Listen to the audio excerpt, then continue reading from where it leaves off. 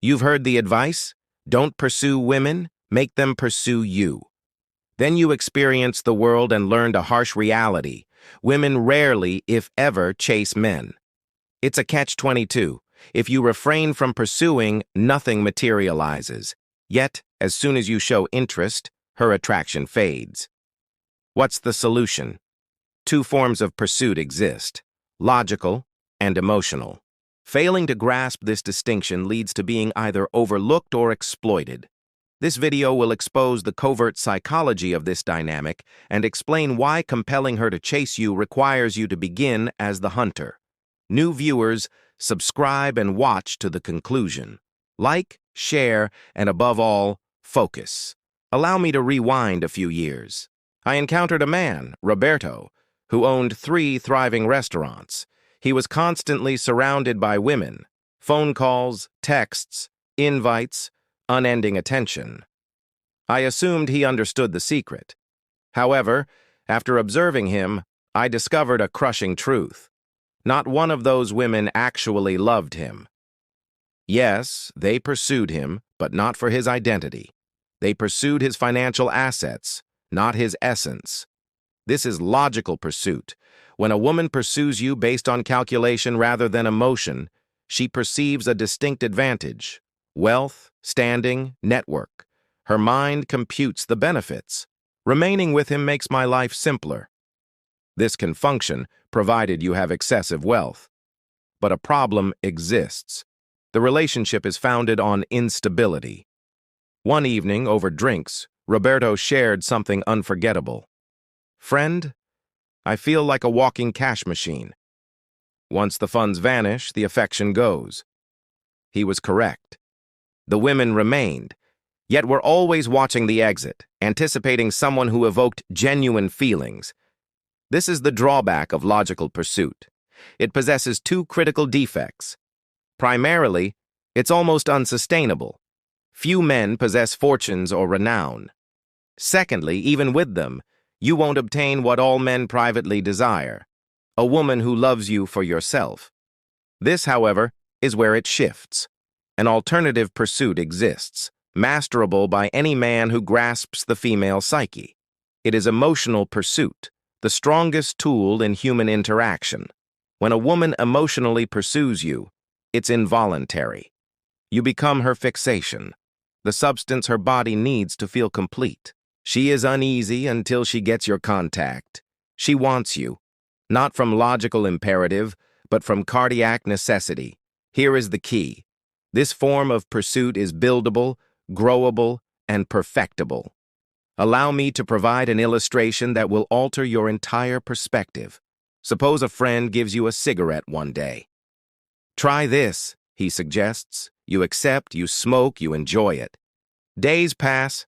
He provides another. Soon enough, you anticipate the cigarettes. After weeks, you stop waiting. You seek him out. "Hey, got another one of those?" Then one day he replies, "Sure, but it's 20 pesos now." What occurred? Initially, he was the provider. Next, you were the one requesting. Finally, you were the one purchasing. This dynamic repeats in relationships, but substitutes attention, emotion, and connection for cigarettes. The strategist Machiavelli noted, "In power dynamics, controlling emotions means controlling the result." This applies to women. You start by offering small amounts of attention, then you withdraw. You come back with slightly more. Gradually, she starts to desire it. This attention turns into oxygen, something vital for her survival. Do not misinterpret this. This is not manipulation or malice. It is about grasping human nature and operating within its framework. Because women desire emotion, they desire a challenge, they desire ambiguity. They seek a man who evokes vitality, not one who smothers them with predictability. Herein lies the tragedy. Most men act in complete opposition. They find a woman attractive and immediately become her dutiful follower. Constant messaging, perpetual availability, unceasing attention. They then question why her interest wanes rapidly. The reason is basic. Constant availability diminishes value. Predictability leads to boredom. But when something manifests at the opportune time, then retracts, it generates need. Emotional need fuels genuine attraction. Pay attention. Reaching this point means you genuinely desire to alter your interactions with women. That itself distinguishes you from the majority. Many accept superficial guidance and continue failing. You, however, seek the truth. If this information is enlightening you, subscribe. The next content is more profound. I wish to share it only with men serious about their change. Understanding the distinction between logical and emotional pursuit, you must now learn to be the man women pursue, often unconsciously. This requires mastering two phases, the hunt and the emotional conquest. The truth starts here. You know emotional pursuit is real. Now you must instill that addiction. Here, most men commit their greatest error. They mistake hunting for chasing. Listen closely. A vast difference exists. The chaser implores, begs, grovels. The hunter initiates but maintains a power position. Strategy masters say, one who acts with intent and internal strength prevails. One who acts desperately self-destructs. Let me share a life-altering realization. I met Fernando years ago. He lacked looks and wealth, yet women adored him. I asked for his secret. He shared an unforgettable insight. Friend, success or failure depends on how you phrase a question. I was confused until his demonstration. Many ask, when are you available to meet? That's pleading. Fernando said, let me know your free days this week. I'm taking you somewhere incredible. Notice the contrast. One seeks permission, the other assumes control. The hunt's first rule, avoid follower questions. Asking, when can I see you, implies, you lead, I follow. But stating, tell me when you're free, implies, I lead. You determine the fit. It's nuanced, but women sense it immediately. Now, the potent lesson. The hunter's best weapon isn't persistence. It's scarcity. A golden rule, effective for decades. Initially, contact a woman just once weekly. Only once. I understand your thoughts. If I only message her weekly, she'll lose interest. Incorrect. You will generate something much stronger. Curiosity. Daily contact makes a man predictable. Weekly contact with purpose and confidence makes him intriguing. This is the psychological tactic few men grasp. Women expect an initial barrage of attention, non-stop texts, complete availability, desperation masked as interest. You, however, will do the reverse. You will appear, create an impact. Then you will vanish. View yourself as costly cologne. Overuse is suffocating, but the right amount at the right time makes others desire more. This is how you must manage your presence, attention, and time. Here is a real-life example. You meet a woman Saturday. Rather than texting Sunday like all other men, you wait until the following Saturday. You send this. Hey, I recall you enjoy art. This Friday, an amazing exhibition is on. We're going at 8. Dress elegantly. Afterward, I have a special dinner planned. Heed every word. You aren't asking for her desire, you're assuming it. You aren't asking her preference, you have a plan. You aren't pleading for her time, you're welcoming her to your world. This is the hunter's mentality. Now, the true test. This moment divides the hunter from the desperate chaser. She will claim she cannot attend. Busy, plans, excuses. Here, most men fold. The chaser asks, how about Saturday or Sunday? When are you free? The hunter replies, no problem, perhaps another time. That is all. No insistence, no begging, no alternatives. You receive her reply with the composed, easy dignity of a man with options. This simple response triggers something remarkable in her mind. It signals you are unlike other men. Rejection doesn't break you. You don't warp your life for her. You possess your own cadence, priorities, and self-respect. Here is the magic. In 70% of instances with this reaction, she returns. Perhaps in hours, perhaps days. She might text, "Hey, Friday opened up. Still interested in that exhibition?" Why? You are now the one man she knows who doesn't plead for her time. Be cautious. If she fails to return, do not chase. Adhere to your system. Wait 1 week, contact someone else. The harsh reality is this: a real hunter is perpetually hunting. He never obsesses over a single target. This mentality transforms your life. Rather than elevating a woman and pleading for her validation, you become the man women strive to secure. When you eventually date one, you will have already set the ideal frame. You are the reward, she is not. The hunt is merely step one. Securing the first date, you must know precisely how to spark the emotions that compel her to begin pursuing you. This art requires surgical precision. This next part distinguishes men from boys. You secured the date, proved you're a hunter, not a pleader. Yet this is the point where most men ruin it all, unaware. Let me pose a question. How often have you dated a woman who appeared truly interested? You shared a pleasant conversation, laughter, discussed work, family, and then nothing. She never contacted you again. I wager this occurred multiple times. You likely thought, "I am confused. The talk was good. We clicked." There is your error, friend. You failed to have an attractive conversation. You had an administrative one. It was office discussion, not seductive dialogue. Listen closely. Women don't develop love for your words. They develop love for the feelings you evoke in them. A vast distinction exists between making a woman think and making her feel. Let me share something that permanently altered my understanding of women. My friend, Carlos, is a therapist. He once said something that struck me powerfully. Women forget your words. They recall how you made them feel. That single sentence destroyed my assumptions, as I saw I was posing the wrong questions. What is your job? Where were you born? Have you siblings? Questions any man poses. Questions she's answered endlessly to countless forgettable men. Here is the secret few know. Some questions penetrate deeper, touching a woman's soul. Questions that illuminate her eyes, change her breathing, draw her nearer, as if you are the most captivating man present. For instance, rather than asking, "What are your hobbies?" ask, "Recall a time you experienced something so thrilling you obsessed over it for days?"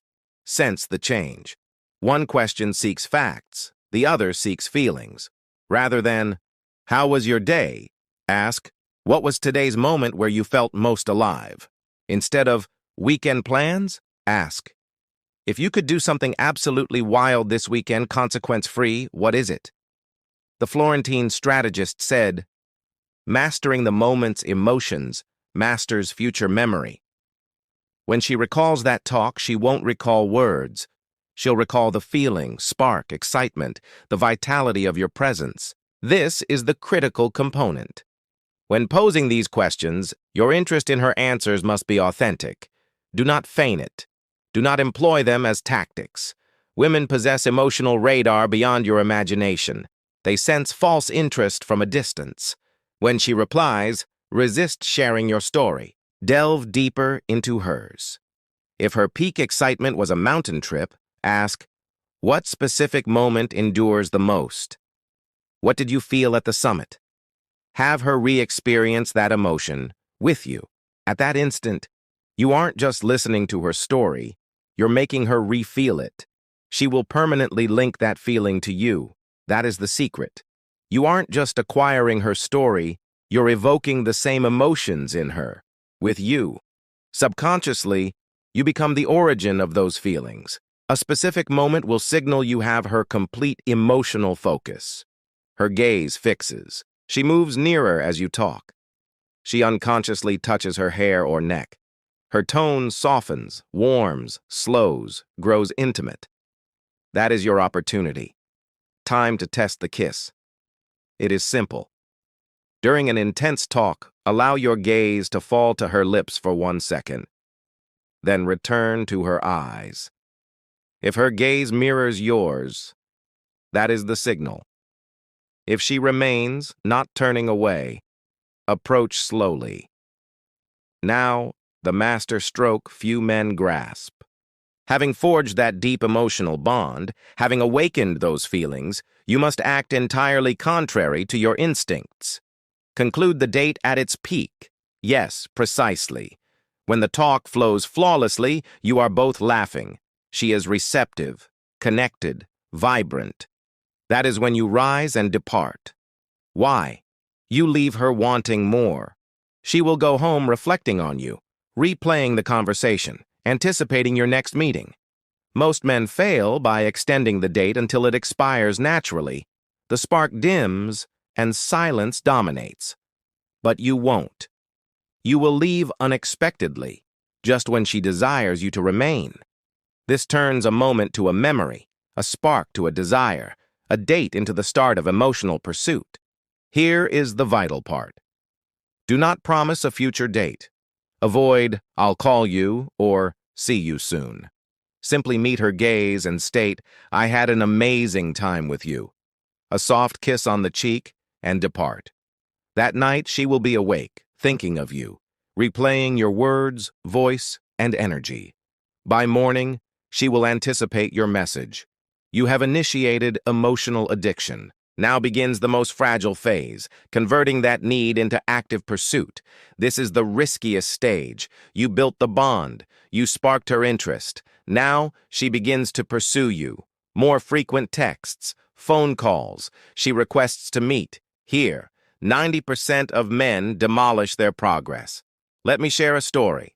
A woman named Andrea, after I applied these teachings, started texting me daily. "Good morning." "Good night." Pictures of her day, food, small moments. I thought, success, she is mine. Then I committed the worst mistake possible. I made myself completely available.